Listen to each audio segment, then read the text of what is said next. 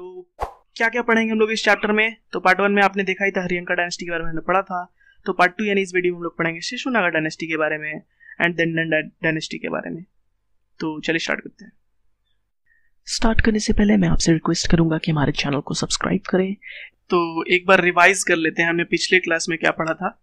तो प्री मौर्य का second video part होगा, तो हम सबसे पहले शिशुनागा के बारे में पढ़ेंगे। तो लास्ट क्लास में हमने पढ़ा था हरियंका डायनेस्टी के 4 रूलर्स के बारे में। First founder Bimbisara, then Ajatashatru, then Udayan and then finally Nagadashaka. तो हम लोग वहीं से इस वीडियो को स्टार्ट करेंगे, ठीक है, नागादशक के बाद से, ठीक है। तो एक बार फिर से हम लोग रिवाइज कर लेते हैं कि एक्सपेंशन जो था मगध का वो कैसे हुआ था। तो हरियंका के बाद कौन सा डायनेस्टी आएगा? शिशुनागा। उसके बाद कौन सा आएगा? नंदा। एंड देन फाइनली कौन सा आएगा? फाइनली आएगा मौर्य, ठीक है। तो हम लोग प्री मौर्यन पढ़ रहे हैं, ठीक है। तो यानी उसमें आएगा हरियंका, शिशुनागा एंड नंदा। तो मगध का हम लोग एक्सपेंशन देख लेते हैं, एक्सपेंशन ऑफ मगध, ठीक है। तो मगध आप देख सकते हैं जब 6th सेंचुरी बीसी में एक ये था महाजनपद, तब एक छोटा सा वो रेड जो जोन देख रहे हैं आप, डीप रेड राजगृह के पास, वही था। सिर्फ महाजनपद के टाइम 6th सेंचुरी बीसी में उतना ही बड़ा था। बट हरियंका डायनेस्टी जो हम लोग लास्ट चैप्टर में पढ़ा, उसमें एक्सपेंशन होते होते ये ब्राउन एरिया जो आप देख रहे हैं ये इतना हो गया, जिसमें कोसाला के अलावा वैशाली सब आ गए थे। तो ठीक है, हरियंका डायनेस्टी में इतना एक्सपेंशन हुआ। इस चैप्टर में जो हम लोग शिशुनागा डायनेस्टी के बारे में पढ़ने जा रहे हैं, उसमें एक्सपेंशन आप देख सकते हैं कितना हुआ है। ये जो रेड आउटलाइन आप देख सकते हैं वो शिशुनागा के डायनेस्टी में एक्सपेंशन हुआ, यानी उज्जैन जो कि अवंती का पार्ट था वो भी इसके अंडर आ गया। नेक्स्ट जो हम लोग पढ़ेंगे नंदा डायनेस्टी, नंदा एम्पायर, जो कि 325 बीसी के पास अराउंड आएगा, यानी जो शिशुनागा को फॉलो करेगा। उसमें आप देख सकते हैं मगध एम्पायर कितना बड़ा हो गया है। तो अब आप देख सकते हैं कि धीरे धीरे एक्सपैंड होते होते जो मगध एम्पायर था वो एक महाजनपद से एम्पायर बनने लगा था, ठीक है। और फाइनली जब ये मौर्यन एम्पायर में कन्वर्ट हुआ अराउंड 250 बीसी, यानी चंद्रगुप्त मौर्य के द्वारा जब फाउंड किया गया, तब आप देख सकते हैं कि मौर्यन एम्पायर बिल्कुल ही पैन इंडिया नेचर का था। मतलब from Afghanistan in the west to Myanmar, Burma in the east, इतना एक्सपेंशन था। From Kashmir in the north to almost the tip, southern most tip, ठीक है। तो ये था मौर्यन एम्पायर। तो चलिए अब हम लोग को इस क्लास में पढ़ना है शिशुनागा डायनेस्टी के बारे में। तो नागादशक पे हम लोग एंड किए थे कि हरियंका के फाइनल रूलर थे नागादशक, तो उन्हीं के मिनिस्टर थे शिशुनागा, ठीक है। तो नागादशक के अपने सन ने नहीं संभाला मगध डायनेस्टी को, बल्कि शिशुनागा जो कि पब्लिक के बहुत ही फेवरेट थे, शिशुनागा जो मिनिस्टर थे, तो उन्हें पब्लिक ने ही मगध एम्पायर का रूलर बना दिया। तो हरियंका डायनेस्टी वहीं पे एंड हो जाता है नागादशक के बाद, और फिर स्टार्ट होता है शिशुनागा डायनेस्टी। तो शिशुनागा डायनेस्टी में आपको ज्यादा लोगों के बारे में नहीं पढ़ना है, सिर्फ 2 ही लोग बहुत ही इंपॉर्टेंट है। एक शिशुनागा खुद, क्योंकि वो फाउंडर थे, ठीक है। फाउंडर होने के अलावा उन्होंने एक और बड़ा काम डिसीजन लिया था, ठीक है। वो डिसीजन ये था कि जो उन्होंने कैपिटल था वो पहले कौन सा था? पाटलिपुत्रा। तो पाटलिपुत्रा से कैपिटल को शिफ्ट करके वैशाली ले गए थे। तो वैशाली कहाँ पे था? वैशाली आप जानते ही हैं कि जो थोड़ा नॉर्थ में ही, ग्रीव राजा के नॉर्थ में ही आता था, ठीक है, वैशाली। तो आप 2 चीज इंपॉर्टेंट जान गए शिशुनागा के बारे में। फर्स्ट कि उन्होंने वो फाउंडर थे शिशुनागा डायनेस्टी के, और उन्होंने कैपिटल शिफ्ट किया फ्रॉम पाटलिपुत्रा टू वैशाली, ठीक है। अब हम लोग सेकंड रूलर के बारे में पढ़ते हैं। सेकंड रूलर जो थे वो थे कालाशोका, ठीक है। ये अशोक नहीं है, याद रखिए, ये कालाशोका, ये दूसरे हैं, ठीक है। तो कालाशोका वो शिशुनागा के ही बेटे थे, ठीक है। इनके टाइम में इंपॉर्टेंट क्या हुआ? तो इनके पॉइंट में सबसे इंपॉर्टेंट चीज हुआ वो था second Buddhist council. First Buddhist council मैंने पिछले चैप्टर में आपको बताया था कि हुआ था अजातशत्रु के टाइम में in Pataliputra, I am sorry, in ग्रीव राजा। सेकंड बुद्धिस्ट काउंसिल कहाँ हुआ? इन वैशाली, ठीक है। कैपिटल शिफ्ट हो चुका है from Girivraja to Pataliputra then Vaishali. तो वैशाली में सेकंड बुद्धिस्ट काउंसिल हुआ, ठीक है। और फिर कालाशोका ने क्या किया? Shifted back the capital to Pataliputra. तो कैपिटल यहाँ पे बहुत चेंज हो रहा है आपको, तो यहाँ पे थोड़ा आपको गौर करना है, आपको सारे कैपिटल्स को याद रखना है कि कैसे कैपिटल शिफ्ट हुआ और किसके टाइम में शिफ्ट हुआ, ठीक है। तो एक मैं शॉर्ट में आपको एक थोड़ा मैप टाइप का बता देता हूँ कि कैसे कैपिटल आप याद रख सकते हैं, ठीक है। तो सबसे फर्स्ट कैपिटल कौन था ये आपको याद रखना है। कौन था? वो था ग्रीव राजा, जो कि मॉडर्न राजगीर है। दोनों पूछा जा सकता है, ग्रीव राजा, राजगीर, ठीक है। तो आप ये दोनों को याद रखिएगा, ठीक है। ये किसके टाइम में था? बिंबिसारा के टाइम में। नेक्स्ट जो होता है वो पाटलिपुत्रा होता है, और ये किसने फाउंड किया था? तो फाउंड किया था उदयन के टाइम में फाउंड हुआ था, ये आपको याद रखना है। थर्ड जो कैपिटल हुआ क्या हुआ? फ्रॉम पाटलिपुत्रा टू वैशाली, ये किसने किया? शिशुनागा ने, ठीक है।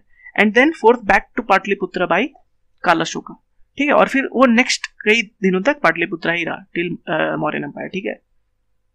तो फर्स्ट किसने किया था? बिंबिसारा ने। सेकंड उदयन ने, ठीक है। फाउंडर गरीब राजा के कौन थे? बिंबिसारा। फाउंडर ऑफ पाटलिपुत्रा उदयन, ठीक है। थर्ड वैशाली के फाउंडर नहीं थे, लेकिन वैशाली में शिफ्ट किया था। वैशाली पहले भी एग्जिस्ट करता था, लेकिन कैपिटल शिफ्टेड बाय शिशुनागा, ठीक है। और जो फोर्थ थे वो कालाशुका। तो आप देख सकते हैं फर्स्ट टू हरियंका डायनेस्टी के थे, सेकंड टू शिशुनागा डायनेस्टी के थे। तो कैपिटल के बारे में आप क्लियर हो गए होंगे। और बुद्धिस्ट काउंसिल के बारे में अगर आप क्लियर नहीं हुआ है तो बुद्धिज्म में मैं आपको पूरा क्लियर कर दूंगा कि टोटल 4 बुद्धिस्ट काउंसिल्स के बारे में, ठीक है। तो इसी के साथ हमारा शिशुनागा डायनेस्टी कंप्लीट होता है। नेक्स्ट आते हैं हम लोग नंदा डायनेस्टी की तरफ, ठीक है। तो शिशुनागा डायनेस्टी में सिर्फ 2 ही रूलर इंपॉर्टेंट थे, शिशुनागा और कालाशोका, ठीक है। छोटा सा डायनेस्टी, ज्यादा इंपॉर्टेंट नहीं, ज्यादा दिन नहीं चला। नेक्स्ट आ गया नंदा डायनेस्टी। नंदा डायनेस्टी में भी सिर्फ 2 ही रूलर थे, ठीक है। वो थे महापद्मनंदा और धनानंदा। लेकिन जो एक्सपेंशन हुआ नंदा डायनेस्टी के टाइम में, काफी एक्सपेंशन हुआ, इसलिए ये बहुत ही इंपॉर्टेंट डायनेस्टी है, ठीक है। तो सबसे पहले हम लोग पढ़ लेते हैं कि जो फाउंडर थे वो कौन थे, ठीक है, नंदा डायनेस्टी के। तो फाउंडर कौन से थे? वो थे महापद्मानंदा। ये आपको बिल्कुल ही रट जाना है, ठीक है। फाउंडर कौन थे? महापद्मानंदा, ठीक है। लंबा नाम है थोड़ा, लेकिन याद कर लीजिए, Mahapadmananda was the founder of Nanda dynasty, ठीक है। इन्होंने कुछ इंपॉर्टेंट एक्सपेंशंस किए। इसके अलावा इन्हें फर्स्ट एम्पायर बिल्डर भी कहा जाता है। और हाँ, ये फर्स्ट नॉन क्षत्रिय रूलर थे, ठीक है। ये लो कास्ट से बिलोंग करते थे। ये क्वेश्चन भी एसएससी में बार बार पूछा जा चुका है कि who was the first non Kshatriya ruler, या फिर who was the first low caste ruler to rule Magadha, या फिर टू रूल इंडिया, ठीक है। तो वो होगा महापद्मानंदा, ठीक है। और अगर डायनेस्टी पूछा जाएगा तो नंदा डायनेस्टी, ठीक है। उसके अलावा इन्हें एक रथ या एक छत्र भी कहा जाता था। उसका मतलब क्या होता है? इसका मतलब होता है सॉवरन रूलर, मतलब एकमात्र ही रूलर, ठीक है। क्यों कहा जाता था? क्योंकि एम्पायर बिल्डिंग यहीं से चालू हुआ। मतलब एक बड़ा एम्पायर फर्स्ट जो फॉर्म हुआ नंदा डायनेस्टी के टाइम हुआ। आप मैप में आपने देखा होगा कितना बड़ा था नंदा डायनेस्टी। इसलिए इन्हें महापद्मानंदा को एम्पायर बिल्डर ऑफ इंडिया भी बोला जाता है कभी कभी, ठीक है। सेकंड रूलर पे आ जाते हैं हम लोग धनानंदा। धनानंदा भी बहुत ही इंपॉर्टेंट रूलर है। क्यों? एक तो एक्सपेंशन के कारण कि उन्होंने भी बहुत एक्सपैंड किया, और दूसरा जो क्वेश्चन बार बार आता है वो है कि जो अलेक्जेंडर थे फ्रॉम ग्रीस, वो इन्वेड किया था किसके टाइम में? धनानंदा के टाइम में, ठीक है। तो he invaded India during his reign. लेकिन अलेक्जेंडर ने इंडिया में पूरी तरह से एंटर नहीं कर पाए थे, क्योंकि धनानंदा के आर्मी ने उन्हें रोक दिया था। धनानंदा के आर्मी से वो डर गए थे। क्यों? मैं आपको बताऊंगा। उसका एक भी फनी कारण है, मैं आपको बताता हूँ। पहले मैं बता दूं कि धनानंदा को ही वहां पे ग्रीक में जैंड्रेम्स या फिर अग्रेम्स भी बोला जाता था, ठीक है। वहां के लोग उन्हें धनानंदा को जैंड्रेम्स या फिर अग्रेम्स के नाम से जानते थे, ठीक है। एक्स एक्चुअली में साइलेंट रहता था, तो एंड्रेम्स ही होगा वो, ठीक है। तो एक बार मैं आपको उस इंसिडेंट के बारे में बताता हूँ जो हुआ था, ठीक है। आपको याद रखना है। तो अलेक्जेंडर यूरोप की तरफ से आ रहे थे, आप जानते हैं। और आप मगध एम्पायर को जानते हैं, वो सेंट्रल और ईस्टर्न इंडिया में था, ठीक है। तो सबसे पहले अलेक्जेंडर ने जो फर्स्ट लड़ाई की वो था वर्सेस पोरस ऑलमोस्ट कश्मीर, उस टाइम जो कश्मीर के राजा हुआ करते थे, ठीक है। तो ये जो फाइट हुई, बहुत ही भीषण फाइट था, ठीक है, जिसमें अलेक्जेंडर ने पोरस को हराया था। इस फाइट का नाम है बैटल ऑफ हिदास्प्स, ठीक है। तो बैटल ऑफ हिदास्प्स आपको याद रखना है। बैटल ऑफ हिदास्प्स उस टाइम झेलम नदी को कहते थे, तो आप बैटल ऑफ झेलम भी कह सकते हैं, ठीक है। या फिर क्वेश्चन में पूछा जाता है बैटल ऑफ हिदास्प्स किस नदी के किनारे हुआ, तो आंसर होगा उसका झेलम, ठीक है। हिदास्प्स और झेलम एक ही चीज है, ठीक है। तो पोरस उस समय कश्मीर के राजा था, ठीक है। और ये 326 बीसी में हुआ, ये आपको याद रखना है, पूछा जाता है, ठीक है, कब हुआ बैटल ऑफ हिदास? 326 बीसी में। तो जब अलेक्जेंडर ने पोरस को हराया, तो पोरस बहुत ही ब्रेवरी लड़े थे, ठीक है, उन्होंने हार नहीं माना था। तो अलेक्जेंडर ने पोरस को फिर इसके बारे में तारीफ भी की थी कि पोरस बहुत ही ऑनरेबल जो थे योद्धा थे, ठीक है। उसके बाद जब पोरस को हराने के बाद वो आगे बढ़े, तो उन्होंने धनानंदा के आर्मी को देखा, और उन्होंने पहली बार हाथी देखा, समझे। धनानंदा के आर्मी में थाउजेंड्स ऑफ एलिफेंट्स थे, बहुत ही सारे हाथी थे। और जब धनानंदा के तरफ वो बढ़े, तो पहले तो अलेक्जेंडर के जितने भी आर्मी थे वो थक चुके थे लड़के, काफी वो हराते हराते इंडिया तक पहुंचे थे। और जब उन्होंने हाथी को पहली बार देखा, तो वो सही में उनकी आर्मी डर गई और वो आगे नहीं बढ़ी, और वो रिट्रीट कर गए थे, ठीक है। तो ये आपको याद रखना है, बहुत ही आप जानते हैं फनी इंसिडेंट हुआ, ठीक है। हाथी उन्होंने नहीं देखा था। तो अलेक्जेंडर फाइनली वो बेबीलोन वापस चले गए थे, और वहीं उनकी डेथ हुई थी, आपको अगर याद रखना है तो, ठीक है।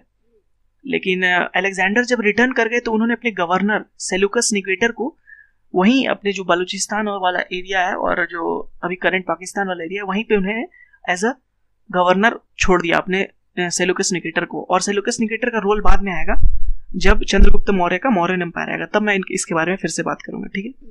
अभी आप याद रखिए कि पूछा जाता है कि Alexander invaded India during whose reign, तो उसका आंसर होगा धनानंदा, आपको ये याद रखना है। और एक फाइट आपको याद रखना है, अलेक्जेंडर वर्सेस पोरस, ये 326 BC में हुआ, बैटल ऑफ हिदास्प्स, ठीक है। ये आपको 2 याद रखना है। और धनानंदा फिर लास्ट रूलर थे जिनको ओवरथ्रो किया चंद्रगुप्त मौर्य ने with the help of Kautilya, ठीक है, चाणक्य की मदद से। धनानंदा बहुत ही पावरफुल रूलर हो गए होंगे, आपको पता ही होगा, क्योंकि इतना बड़ा जब एम्पायर हो गया, अलेक्जेंडर भी जिनके आर्मी को देख के घूम गए, तो धनानंदा कितने पावरफुल होंगे। तो चंद्रगुप्त मौर्य ने अपने कौटिल्य की मदद से, अपने चालाकी की मदद से ओवरथ्रो किया था धनानंदा को, और चंद्रगुप्त मौर्य ने मौर्यन एम्पायर की स्थापना की थी, ठीक है। तो चैप्टर कैप्सूल एक बार फट से पढ़ लेते हैं हम लोग। तो हर्यंका डायनेस्टी को किसने फॉलो किया? शिशुनागा डायनेस्टी ने। और शिशुनागा डायनेस्टी के फाउंडर कौन थे? शिशुनागा खुद, जो कि मिनिस्टर ऑफ नागा दशक थे, ठीक है। और फिर उन्होंने कैपिटल को वैशाली को शिफ्ट किया, लेकिन कालाशोका ने फिर वहीं पे बुद्धिस्ट काउंसिल कंडक्ट कराया और फिर कैपिटल को वापस शिफ्ट कर लिया पाटलिपुत्रा में, ठीक है। सेकंड बुद्धिस्ट काउंसिल एकदम रट जाइए, याद कर लीजिए, वैशाली में हुआ अंडर कालाशोका। उसके बाद आता है Shishunaga dynasty was followed by Nanda dynasty, और ये फर्स्ट लो क्लास डायनेस्टी था, ठीक है। पूछा जाए फर्स्ट लो क्लास डायनेस्टी, फर्स्ट नॉन क्षत्रिय डायनेस्टी, तो नंदा डायनेस्टी होगा। और कौन थे फाउंडर इसके? महापद्मानंदा, और ये फर्स्ट लो क्लास रूलर थे, ठीक है। उन्हें एम्पायर बिल्डर ऑफ इंडिया भी कहा जाता है। उसके बाद धनानंदा ने उनको फॉलो किया, और अलेक्जेंडर किसके टाइम में इन्वेजन किया? धनानंदा के टाइम में, ये भी आपको बिल्कुल याद रखना है। और बैटल ऑफ हिदास्प्स आपको याद रखना है, on the bank of Jhelum, जो कि पोरस को हराया था अलेक्जेंडर ने, लेकिन धनानंदा से की आर्मी को देख के वो डर गए थे, ठीक है। और देन सेल्यूकस निकेटर को अपना गवर्नर वहीं छोड़ के वो रिटर्न कर गए, ठीक है। तो इसी के साथ हम लोग का प्री मॉडर्न कंप्लीट होता है। नेक्स्ट हम लोग आ जाएंगे मॉडर्न एम्पायर में, जो कि सबसे बड़ा एम्पायर इंडिया का अभी तक का एग्जिस्ट करता था, ठीक है। Thank you for watching our video, please do subscribe to our channel और हमारे सारे वीडियो लेक्चर्स देखते रहें। Thank you.